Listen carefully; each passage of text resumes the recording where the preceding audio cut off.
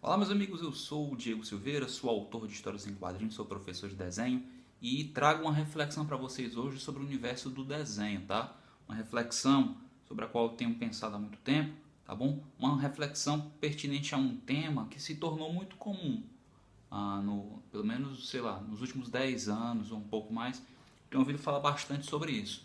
Será que os desenhos animados da atualidade, eles perderam em qualidade em relação aos anteriores? Eu estou me referindo ao traço, especificamente ao design de personagens.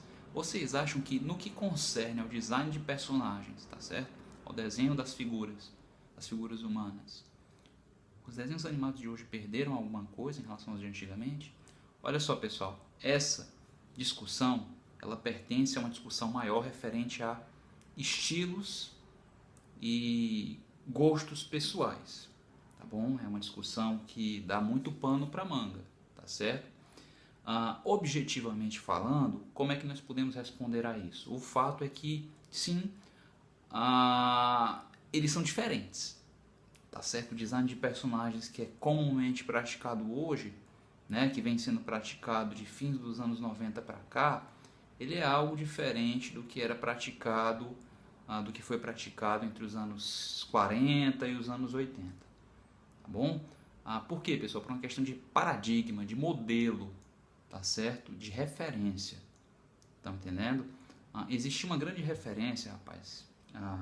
Entre os anos 30 e 40 surgiu uma grande referência de desenho animado, que era a referência dos desenhos animados dos estúdios Disney.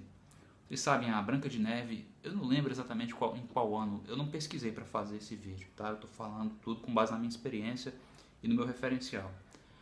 Então eu não sei cravar a data em que foi lançado Branca de Neve e os Sete Anões. Foi meados dos anos 30, 35, 37, foi por ali.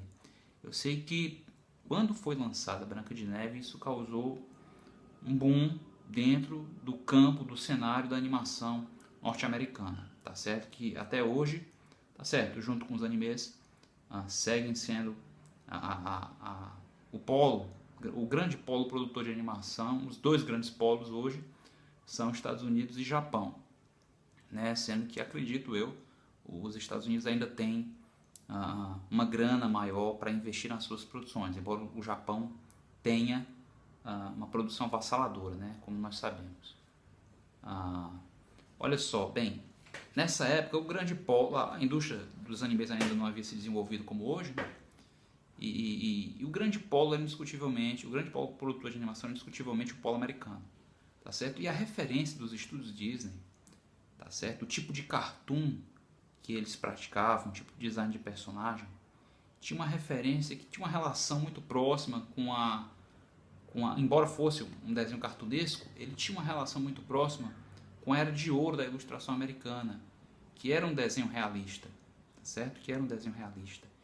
E um desenho que, por ser realista, acaba tendo uma aceitação maior, uma penetração maior, tá certo? No meio da massa, tá certo? Talvez a massa populacional seja mais receptiva a desenhos que tendem um pouco mais ao realismo em relação àqueles que intencionalmente desconstroem algo mais, né? São algo mais abstratos, são algo mais intencionalmente diferentes da referência do real, tá certo? Distam um pouco mais do real, tá certo? Então talvez por isso as pessoas sejam mais, né, o público de um modo geral, seja mais receptivo a essas animações dos anos 40, 50, tá certo? Que tinham essa influência da ilustração realista mais fortemente marcada, demarcada nos seus designs. Olha só, se a gente for comparar, tá certo? Qualquer design de personagem praticado em um longo animado de Walt Disney com um desenho, sei lá, da Nickelodeon, a gente vai ver que são propostas diferentes, tá certo? A contracultura, os cartoons da contracultura, os cartoons que eram publicados em fanzines, em jornais mais críticos, mais ácidos, eles com o tempo eles passaram a ter uma penetração maior entre os animadores, a influência, quero dizer, desses cartoons mais alternativos, mais underground, como são chamados nos Estados Unidos, eles começaram a ter uma influência maior entre os animadores ali a partir dos anos 80 e 90, e hoje a gente vê meio que uma mescla, né?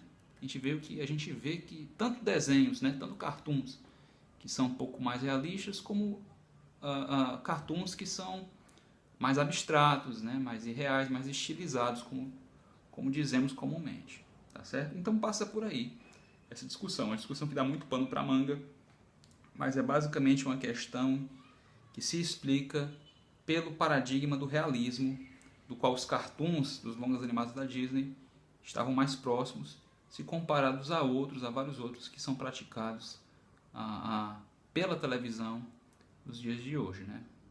Vale a pena lembrar também que o foco, né, dos estúdios Disney durante muito tempo, como até hoje, né, se não me engano, era o cinema. E as produções para o cinema, elas permitiam uma elaboração maior, um nível de elaboração maior, tá certo?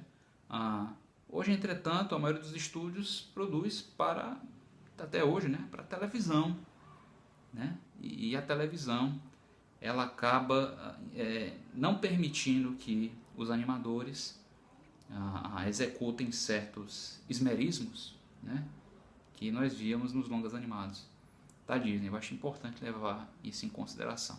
Então é isso, pessoal. Essas são apenas algumas considerações de uma discussão muito maior referente ao tema estilo. Tá? Um tema que vai ser recuperado aqui pelo nosso canal, pelos nossos vídeos futuramente. É isso, eu sou o Diego Silveira. Muito obrigado por me assistir até aqui.